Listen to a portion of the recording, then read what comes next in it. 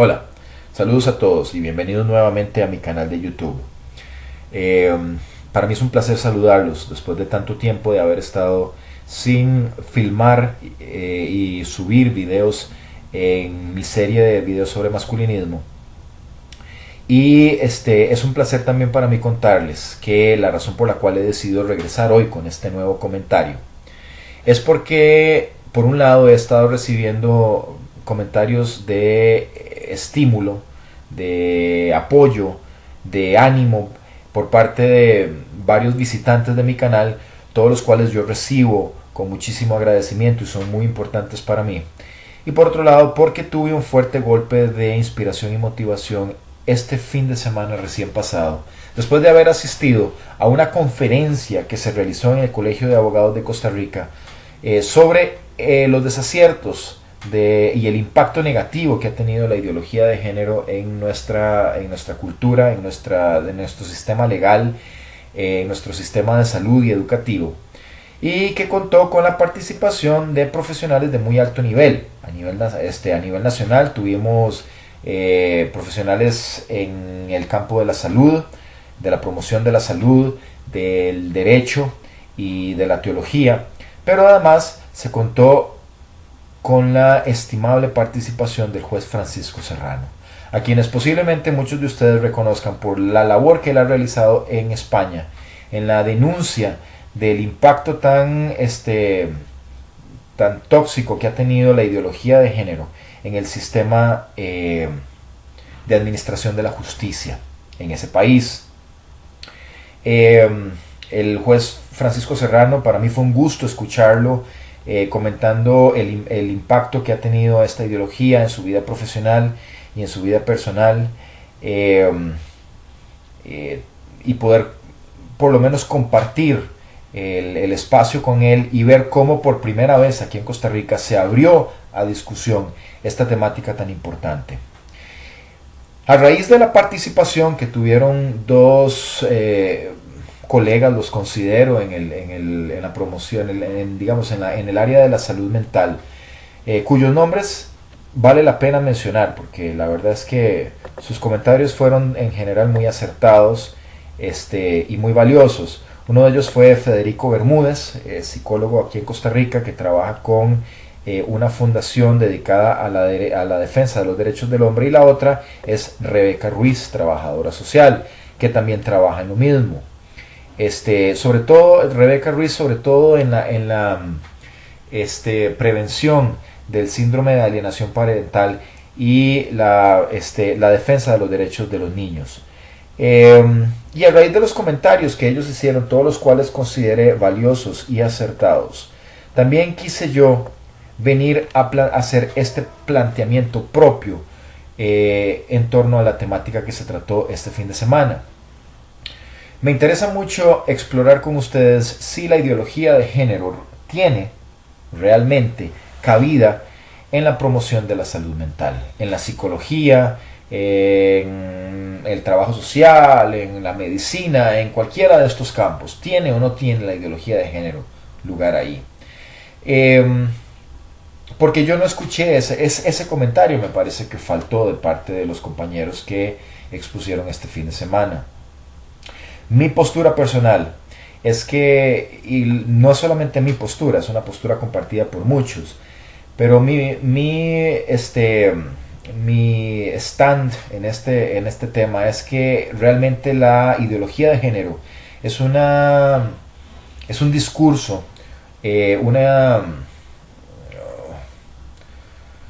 una forma de un paradigma profundamente neurotizante. ¿Okay? Y cuando hablamos de neurotizante, cuando hablamos de neurosis, pues tenemos que partir de una definición para que todos entendamos de qué se está hablando. Vamos a ponernos un poquito teóricos por un instante nada más. La neurosis, para que todos ustedes sepan, se puede definir desde las ciencias de la salud como un estilo de afrontamiento o de enfrentamiento de los problemas y los retos de la vida, un estilo de afrontamiento que es totalmente desadaptativo. ¿Qué es lo que significa eso? Expliquemos brevemente. Si yo tengo un problema, por ejemplo, en este momento, aquí en mi casa, ahí el tanque de agua caliente está descompuesto y parte de la familia se está teniendo que bañar con agua fría. Si yo tengo un problema y hago algo para resolverlo, eso es adaptativo. Hay dos formas en que yo puedo proceder a resolver un problema. Una es de manera directa, por medio de acciones dirigidas a corregir el problema. Por ejemplo, en este caso, arreglando el tanque de agua caliente, llamando a una persona, a un electricista, para que venga y le cambie la resistencia o haga lo que tenga que hacer. Y otra es por medio de acciones indirectas que me permitan a mí replantearme la situación, de tal manera que ya no parezca un problema. En este caso, ¿qué significaría eso? Bueno, significaría, por ejemplo, aprender a disfrutar de duchas frías. Empezar a leer un poco, informarme sobre todos los beneficios que tiene el bañarse con agua fría, compartir con compañeros que tienen esa práctica para que ellos me cuenten cómo lo hacen de manera que les resulte menos traumático, menos chocante, y empezar a disfrutar de las duchas de agua fría. De cualquiera de las dos maneras, ya sea que yo resuelva el problema o que modifique mi percepción del problema, cualquier cosa que vaya orientada a resolver o eliminar el problema es adaptativo.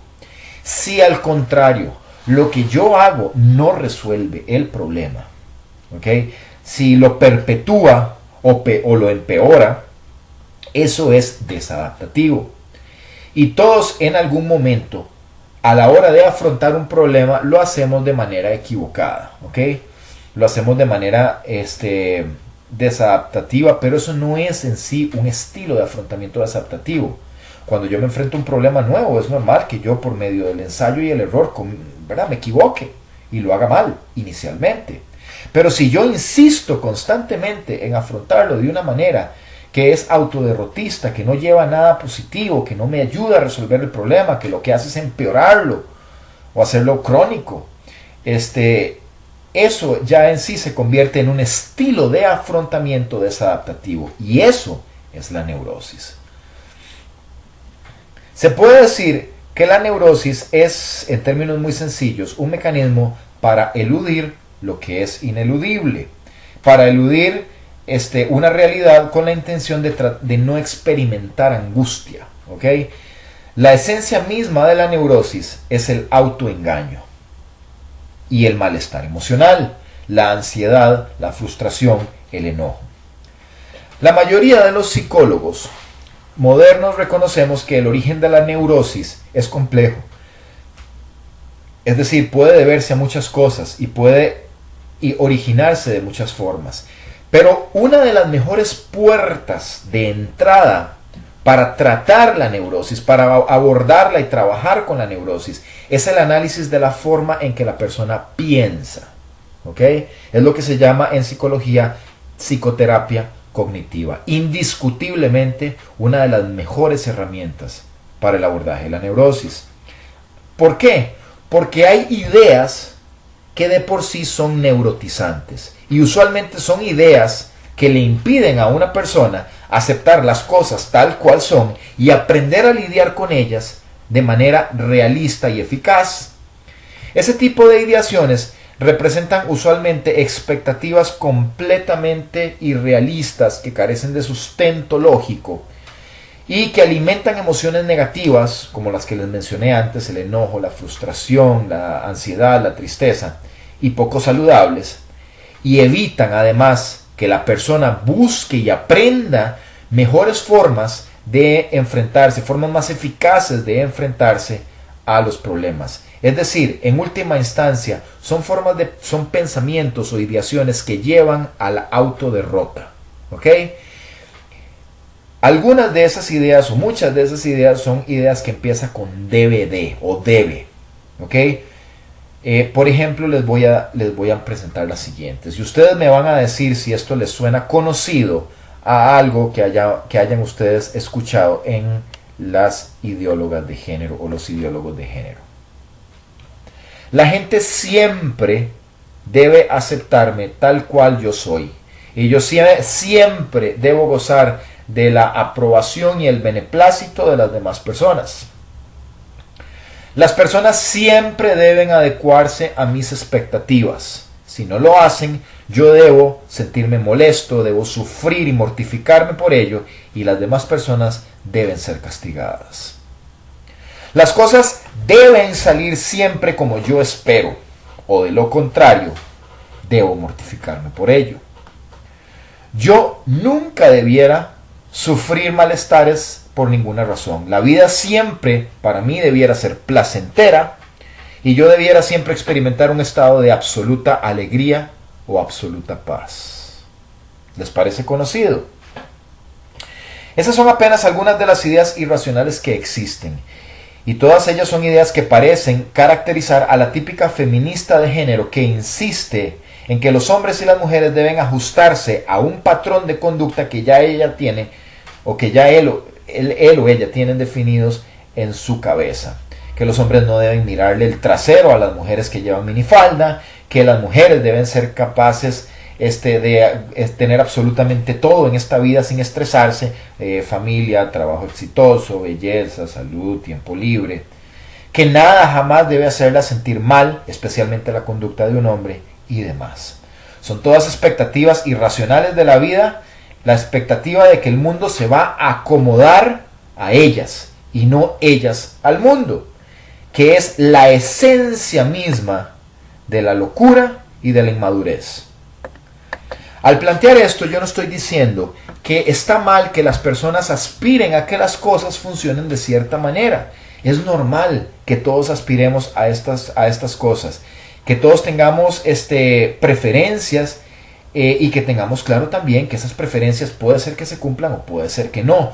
Yo considero que el tratar de modificar las cosas para que se adapten a mí en cierta medida siempre es positivo. Es la característica de un líder, es la característica de un activista, es la característica de una persona que lucha por lo que quiere. Eso está muy bien. Pero cuando yo convierto mis preferencias en exigencias rígidas para mí o para los demás, de cómo las cosas siempre deben de darse, entonces me predispongo a sufrir mucho, a sufrir por culpa de esa forma mía de pensar. Cualquier profesional en salud que sea siquiera remotamente competente debe estar preparado para reconocer y para contrarrestar ese tipo de ideaciones. Jamás y bajo ninguna circunstancia debería de estimularlas o de promoverlas. La ideología de género acusa muchísimos defectos si se analiza desde esa óptica. Para empezar, empieza por pintar una visión completamente distorsionada de lo que han sido las relaciones de género, las relaciones históricas entre hombres y mujeres, porque las describe como una lucha histórica de poder. Si eso fuera cierto, si históricamente lo que hubiera existido entre hombres y mujeres es una lucha perenne por el poder, pues entonces estaría muy bien, porque lo adaptativo es reconocer las cosas por lo que son y lidiar con ellas desde esa base. Pero el problema es que, como ya lo he explicado en otros videos, por ejemplo el video sobre desechabilidad masculina, esa idea de que los hombres y las mujeres han vivido en una constante lucha por el poder es una perfecta estupidez. La relación histórica entre hombres y mujeres ha estado más marcada por la colaboración que por otra cosa. Y si las mujeres han sido oprimidas por su rol de género en algunos aspectos, también los hombres han sido oprimidos en algunos aspectos por el suyo. Ninguno de los dos sexos puede reclamar con autoridad que ha sido víctima exclusiva y única de la opresión de género, a pesar de lo que esa ideología parece insistir y de lo que algunas personas ya parecen dar por cierto.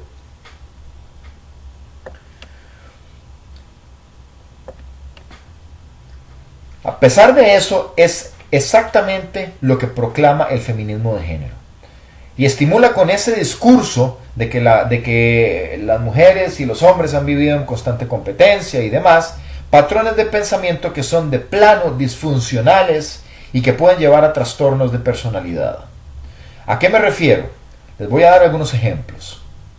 Cuando a una mujer se le enseña a pensar que el mundo es un lugar hostil, que la mitad de la población, es decir, los hombres, es opresora, que buscan oprimirla deliberadamente y que eso la convierte a ella en una víctima vulnerable y débil por definición, se está preparando, allanando el camino para un pensamiento de tipo paranoide. Y ese es exactamente el tipo de pensamiento que acusan autoridades educativas en los Estados Unidos cuando promueven una histeria colectiva por una supuesta epidemia de violaciones que se están dando en los campus universitarios, cuando el dato real es que la cantidad de violaciones reportadas anualmente en las universidades estadounidenses es una en cada 10.000 estudiantes femeninas. Son como 475 casos confirmados que tiene el FBI.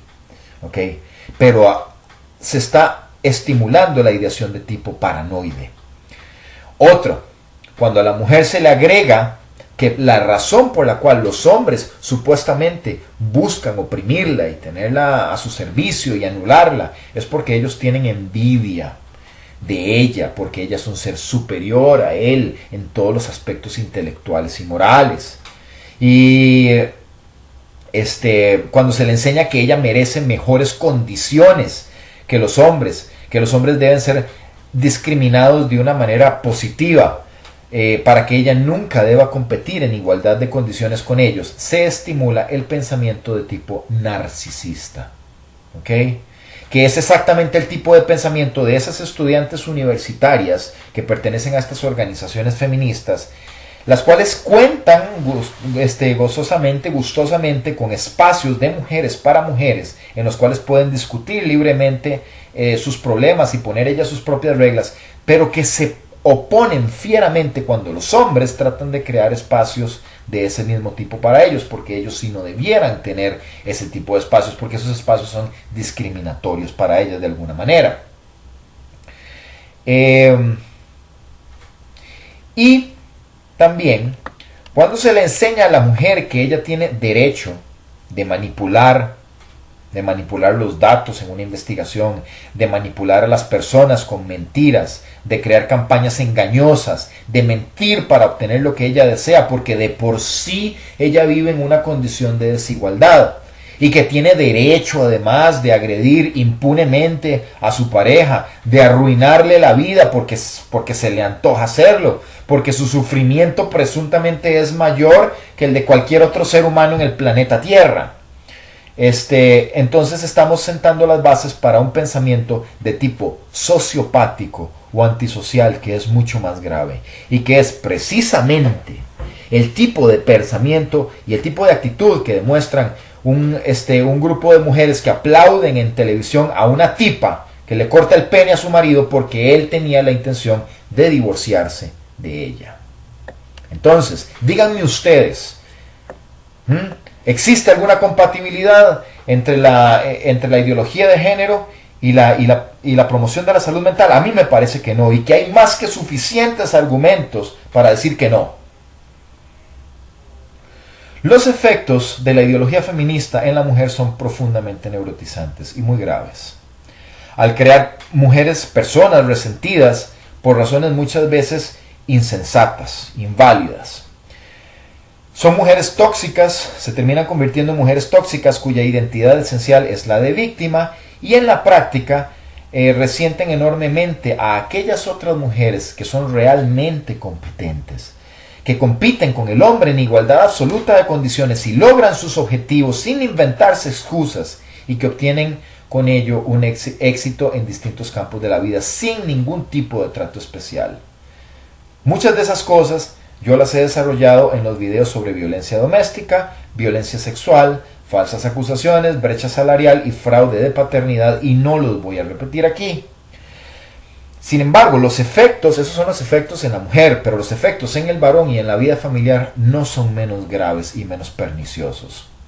Históricamente, los hombres siempre han llevado sobre sus hombros, y lo siguen llevando a pesar de los muchos cambios que ha habido en nuestra sociedad, la carga del sustento de la familia. El hombre trabaja para mantener a la mujer y para darle a ella lo que necesita para cuidar de los hijos. Que han existido hombres que se han sacudido esa responsabilidad o que lo han hecho muy mal. Sí, sí, sí, sí, sí. Ciertamente han existido hombres así, de la misma manera en que han existido mujeres que se han sacudido de su responsabilidad y lo han hecho muy mal, eso nadie lo está cuestionando.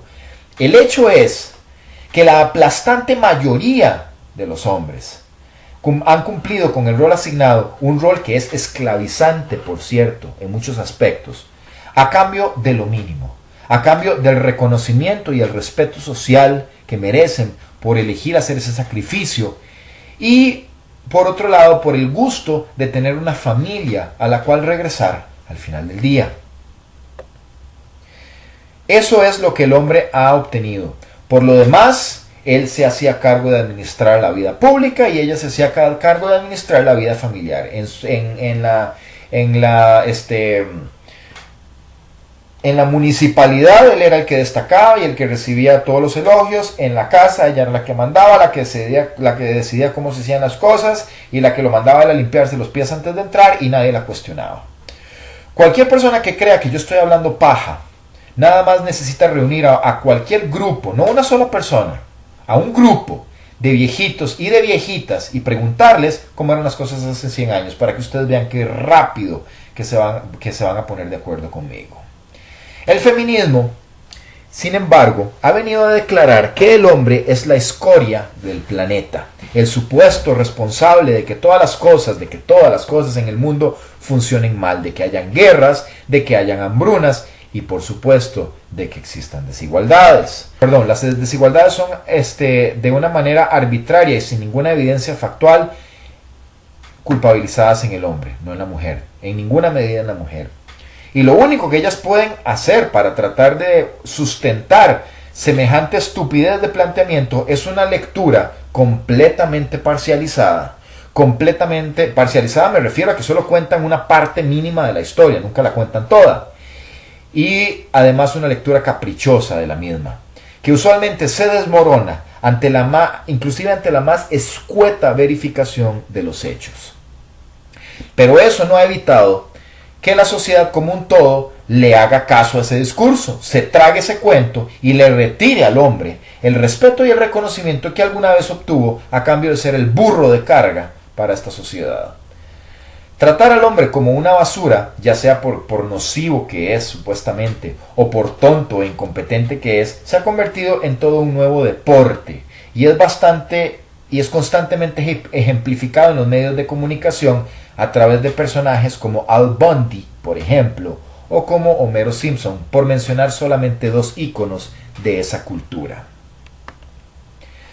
¿Qué es lo que pasa con los hombres entonces? Pues ellos tienen dos opciones. Pueden aceptar ese discurso de que ellos son basura o pueden rechazarlo. Aquellos que rechazan esa representación social de sí mismos y de su masculinidad pueden terminar por rechazar también el mandato social de casarse y de ser exitosos. Son un grupo creciente de hombres que viven para el momento y para sí mismos porque no reconocen en la vida familiar ninguna ganancia para ellos, especialmente en una sociedad donde más de la mitad de las uniones terminan en divorcios y donde esos divorcios los desfavorecen enormemente. Entonces se genera ese fenómeno que se viene observando desde hace unas 3 décadas de un creciente número de hombres que presuntamente le tienen miedo al compromiso, eso es lo que se dice, pero que a mí me parece que en realidad están tomando decisiones muy calculadas y muy sensatas. El otro grupo es el que acepta e interioriza la representación social de sí mismos y de su masculinidad que ofrecen las feministas, con lo cual terminan por convertirse en un patético monigote de hombre que vive su vida en función de reivindicarse. ¿Okay? Un hombre que se avergüenza de sí mismo y que busca siempre estar solventando el mal que supuestamente han hecho todos los de su género. Terminan defendiendo y complaciendo como esclavos a mujeres que en muchos casos, y yo conozco casos así, ni siquiera les reconocen o respetan el esfuerzo que ellos hacen. Todos nosotros conocemos a alguien así. Hombres que terminan por resentir a aquellos otros que obtienen la atención y la aprobación de las mujeres sin tener que doblegarse a cumplir todos y cada uno de sus deseos y de sus caprichos. Y todo eso única y exclusivamente logra potencializar el conflicto en las relaciones de pareja, en las relaciones de matrimonio. En la práctica, lo que yo he observado que termina ocurriendo es que las mujeres empiezan, después de haber estado expuestas a este pensamiento, empiezan a navegar con la vida con una regla con la cual andan midiendo absolutamente todo. Andan midiendo todos los intercambios que se dan entre ellas y algún hombre, ya sea hombres fuera de su familia o ya sea con su propia pareja. Todo lo miden. Y cuánto tiempo libre disfruta cada uno de ellos, cuántas horas de trabajo doméstico realiza cada uno, cuántas ventajas obtiene cada uno de su relación, cuánto ha ayudado la relación a potencializar el éxito profesional de cada uno, cuánto los hijos quieren a cada uno de los papás. Y lo curioso es que ellas parecen tener un indiscutible talento para figurarse, para terminar concluyendo que siempre son ellas las que salen perdiendo en esos intercambios. Yo tenía un compañero que se quejaba conmigo porque cuando él no tenía hijos y él y su esposa trabajaban fuera de casa igual cantidad de horas, ella siempre se quejaba de que él no le ayudaba suficiente en la casa, aunque él consideraba que era mucho lo que él hacía.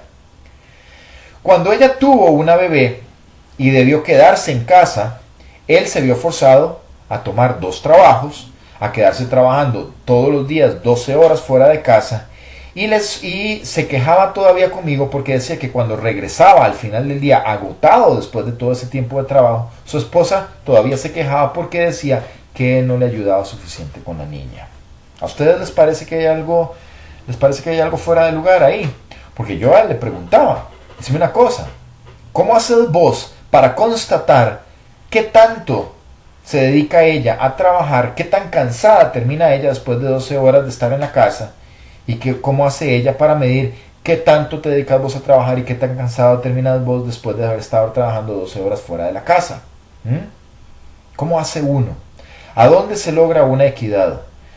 La vida familiar se ha convertido en un campo de batalla donde una figura autoritaria y egoísta nunca se da por satisfecha en sus exigencias, mientras otro lucha por tratar de llegar a una elusiva equidad que por alguna razón jamás llega, y que si es que llega, si es que ella concede que se ha llegado a esa equidad, ni siquiera le merece el suficiente reconocimiento y gratitud por parte de ella, porque actualmente se presupone o se presume que todas las cosas que él haga por ella son una obligación. Más aún, la empodera a ella para hacer lo que le dé la gana en la relación sin que él pueda siquiera quejarse o levantar la voz, porque ya esas cosas se consideran agresión. Han promovido, lo único que ha logrado la ideología de género es potencializar el conflicto, tal cual lo decía el juez Francisco Serrano. Cuando yo era estudiante de psicología, recuerdo que aprendí que el protocolo elemental para el abordaje de los problemas de pareja, para la terapia de pareja, incluía un detallado análisis de la historia de la relación de esa pareja para descubrir cómo se habían venido configurando a lo largo del tiempo los conflictos. Porque usualmente los conflictos en una pareja, y esto era una verdad universal, no son culpa de uno de los dos. En una pareja puede ser que alguno cargue con una culpa mayor en algún aspecto y otro con alguna culpa mayor en otro aspecto, aunque no se usa el término culpa, pero en términos generales se considera que si el conflicto se ha dado es porque ambos han sido parte de él. Sin embargo, yo me vengo a enterar años después, muchos años después de haber salido de la universidad, de que las psicoterapeutas recientemente graduadas de alguna universidad nacional ya no necesitan más que escuchar la sola mención de que en una relación de pareja hay episodios de violencia. No digamos que él agrede a ella o que ella lo agrede a él, no importa, eso es indiferente. La sola mención de que en una relación existen episodios de violencia es suficiente para que ellas automáticamente declaren al hombre como culpable y y determinen que él necesita hacer una revisión de su masculinidad. Entonces yo me pregunto, ¿en qué momento la psicología desechó por completo un protocolo diseñado para evaluar imparcialmente y de una manera tentativamente científica los conflictos de pareja? entre otras cosas. ¿En qué momento la psicología ha sustituido esos protocolos basados en años de experiencia, en años de investigación, por protocolos basados en una ideología política completamente descabellada y basada en estupideces, que es totalmente incompatible con la promoción de la salud mental? El feminismo de género, eso es precisamente lo que ha venido a hacer en este campo. Y cualquier psicólogo, al menos remotamente competente, y digo psicólogo por no mencionar otros profesionales, cualquier psicólogo al menos remotamente competente debería de tener el conocimiento suficiente y la capacidad para darse cuenta de que eso es así. Yo encuentro casi imposible creer que un profesional en este campo que tenga un título que haya obtenido de una universidad después de 5 años de estudio no sea capaz de vislumbrar el inconmensurable daño que esa ideología y que ese discurso político hacen en esta práctica profesional. Y si alguno no se da cuenta de ello, para mí existen dos posibles explicaciones. Una es que es un perfecto tarado, un retrasado mental y un incompetente. ¿Ok? Esa es una posibilidad. O la otra es que elige hacerse el tarado y el retrasado mental, que es todavía peor. ¿Y por qué? No lo sé yo. Tal vez porque no quiere exponerse a llevarle la contraria a un discurso políticamente correcto que en este momento es muy popular. Y a exponerse a lo que eso puede implicar. Es decir, porque es un cobarde, un mediocre o un oportunista. Y en eso incluyo absolutamente a todos los profesionales en salud. No importa en qué universidad se hayan formado o cuántas medallitas tengan, qué tan buenos sean en su práctica profesional, porque todos somos, absolutamente todos somos buenos para algo, ni en qué universidad enseñe, ni nada de eso. Porque al final del día, esta ideología hace muchísimo más daño que bien. Es más, bien no hace ninguno. Y si usted se ascribe a ese discurso, entonces usted se ha convertido, exactamente en lo que decía el juez Francisco Serrano este fin de semana, en un ideólogo o una ideóloga de género que se está haciendo pasar por profesional en salud mental. Y por tanto, yo considero que usted merece y necesita ser urgentemente expuesto y confrontado. Por esa razón, quiero que mi último mensaje en este video sea para las personas que se están preparando para convertirse en profesionales en salud. Esos estudiantes de ciencias de la salud que están siendo alrededor del mundo expuestos a esta porquería de ideología de género. Por favor, no confíen en que sus profesores están haciendo un esfuerzo concienzudo por formarlos en la mejor dirección. Se supone que es responsabilidad de ellos. Pero ustedes no pueden confiar que ellos están asumiendo esa responsabilidad de la manera en que deben hacerlo.